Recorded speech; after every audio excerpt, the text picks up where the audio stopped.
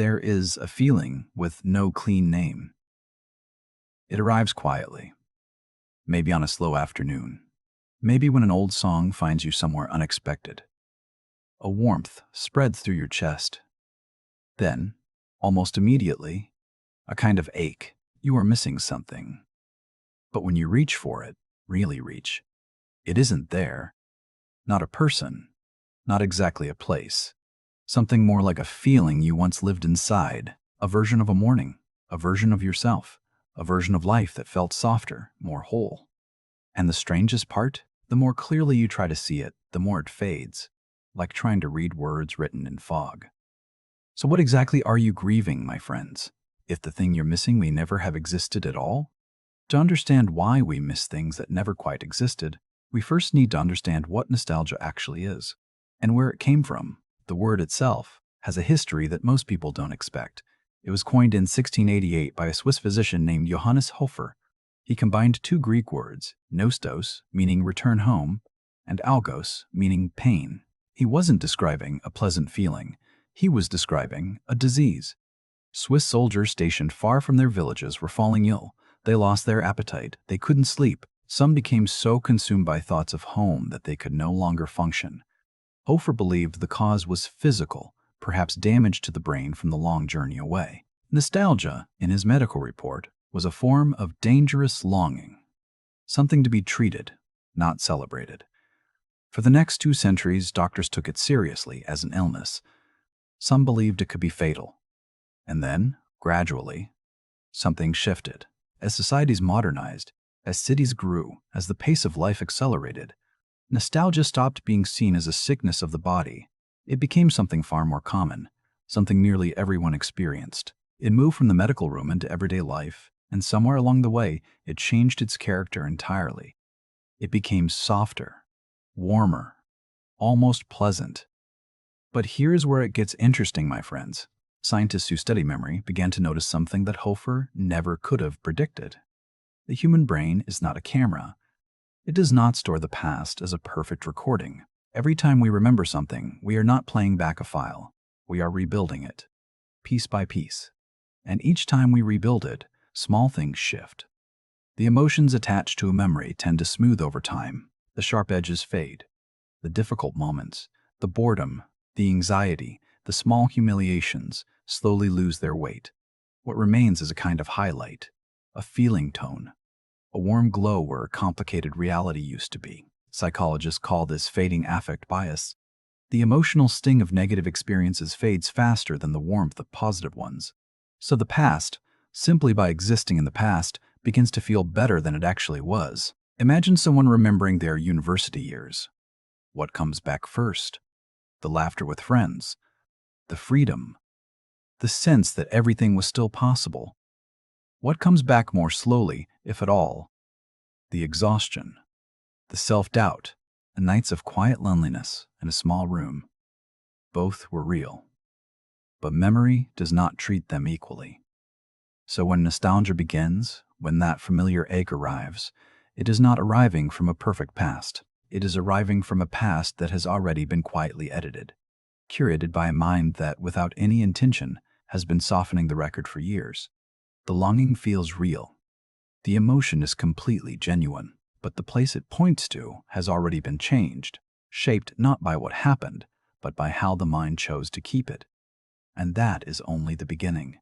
So the brain rewrites memory, but that alone doesn't fully explain why we miss a past that never existed, because rewriting is only half of the process. The other half is something more deliberate, something we do ourselves without realizing it. Over time, we don't just remember the past, we build it.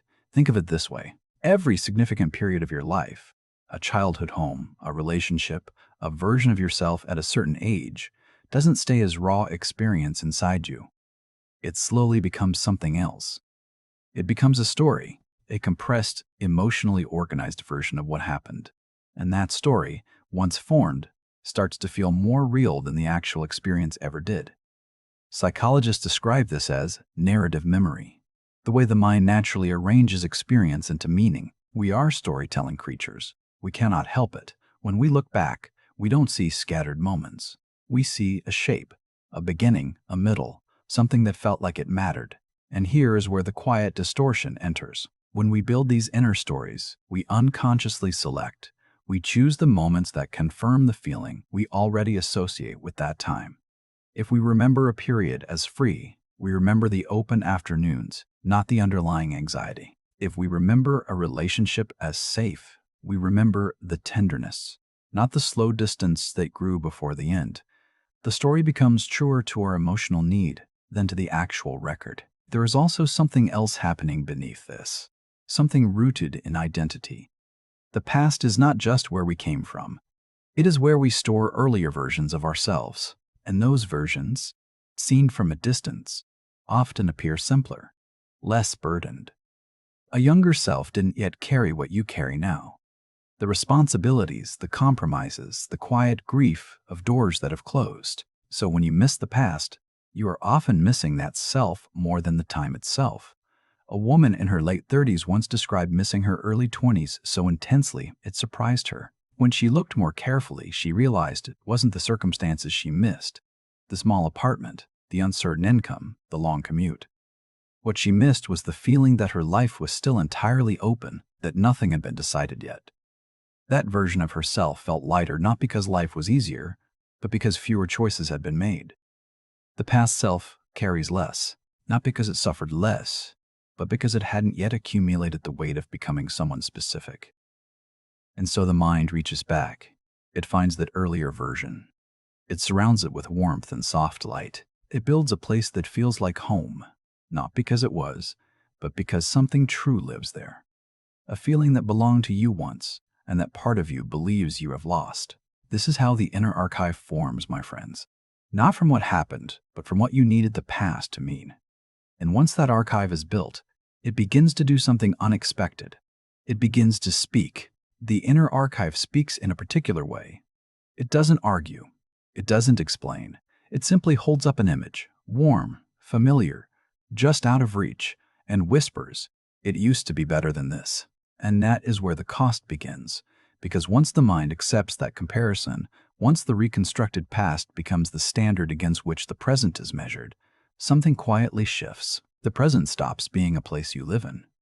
It becomes a place you are merely passing through, waiting to feel the way you once did, or the way you believe you once did. This is the hidden weight of false nostalgia, not that it makes you sad exactly, but that it makes the present feel permanently insufficient, like a room you are staying in temporarily, rather than a life you are actually living. It works subtly. You might not even notice it happening. A meal that is objectively good doesn't quite satisfy because somewhere in the back of your mind you remember food tasting better when you were young, at a specific table in a specific light, with people who are no longer gathered in the same way. A friendship that is genuine and present feels slightly thin compared to the friendships you remember having, the ones that existed before adult life pulled everyone into their own separate currents. The present keeps falling short, not because it is actually less, but because it is being compared to something that has been polished by years of selective remembering.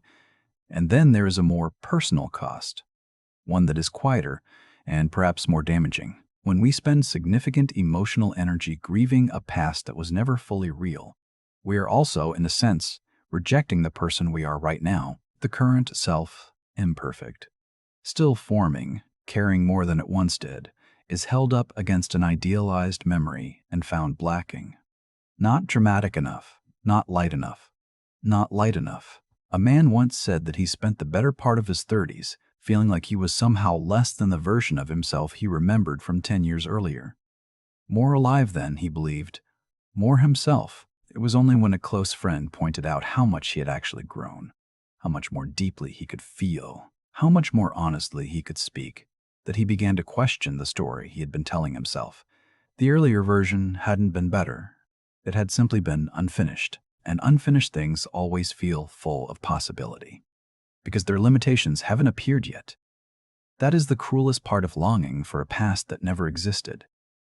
It doesn't just pull you away from the present, it slowly convinces you that your best days belong to a story already told, that the person you are becoming is somehow a lesser draft of someone you used to be. But what if that belief, however deeply felt, is simply wrong?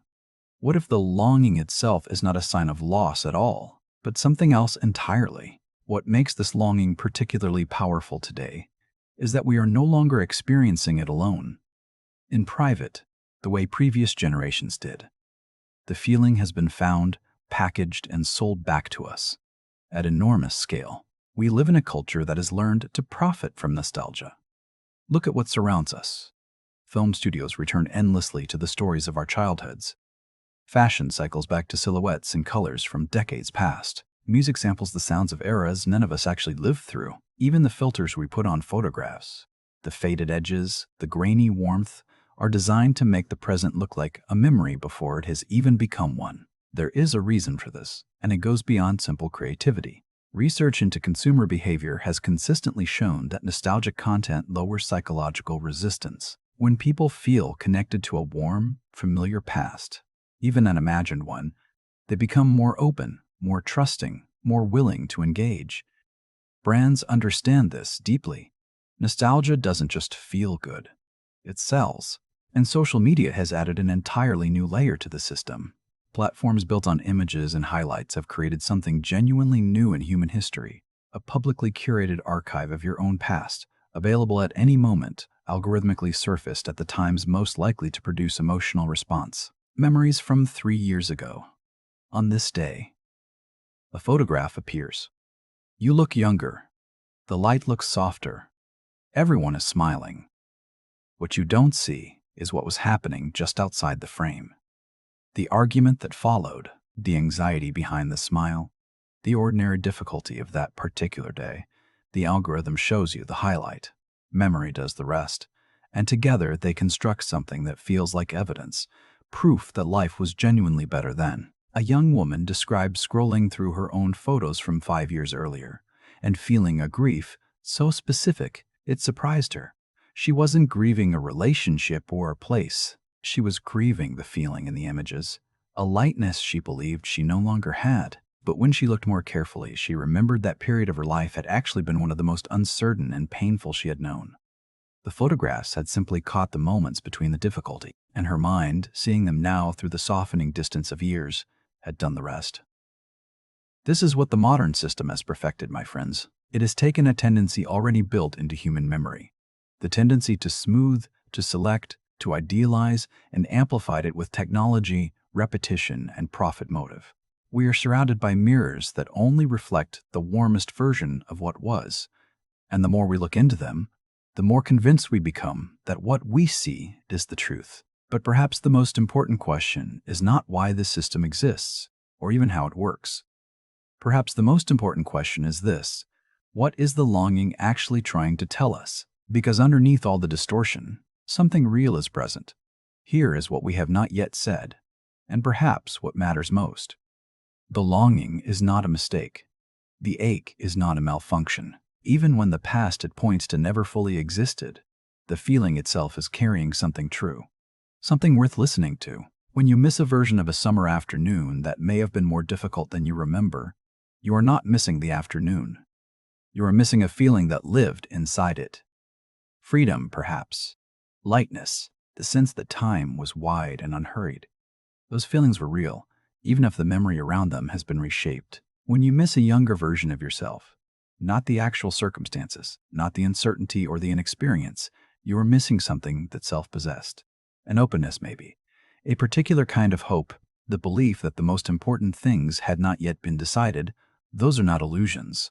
Those are values. And values do not disappear when a memory fades. They remain, quietly, persistently, asking to be honored in the life you are living now. This is the reframe that changes everything, my friends. Nostalgia, even false nostalgia, is not evidence that the best of your life is behind you. It is evidence that certain things matter deeply to you, things that perhaps the current shape of your life is not fully holding. The longing is not a backward pull. It is a signal pointing at something still alive. The philosopher Simone Weil once wrote that attention is the rarest and purest form of generosity. To pay attention, real attention, is to see what is actually there, rather than what we expect or fear or wish. And perhaps that is exactly what nostalgia, examined honestly, is asking us to do. Not to return, not to grieve, but to pay attention to what the longing is pointing toward, and to ask whether that thing can exist here, in this life, in this version of yourself. If you miss the freedom of an earlier time, the question is not how to return to it. The question is, where does freedom still live in the life you have now? Where is it possible, even in smaller form? And if it is genuinely absent, is that absence something you have accepted too quietly? If you miss a self that felt more open, more curious, more present, that self is not gone. It has simply been covered by routine, by obligation, by the accumulated weight of becoming someone responsible and specific. But it is still there, still reachable, not through memory, through choice. The past you are mourning may not have existed exactly as you remember it, but the feelings it carried were real, and feelings that real do not simply end. They wait, patiently, quietly, in the space between what your life is and what some part of you still believes it could be. That space is not a wound, my friends. It is an invitation. The question is whether you are willing to answer it, not by looking back, but by looking with honest eyes at what is still possible now. Until next time, my friends, sleep well and stay curious.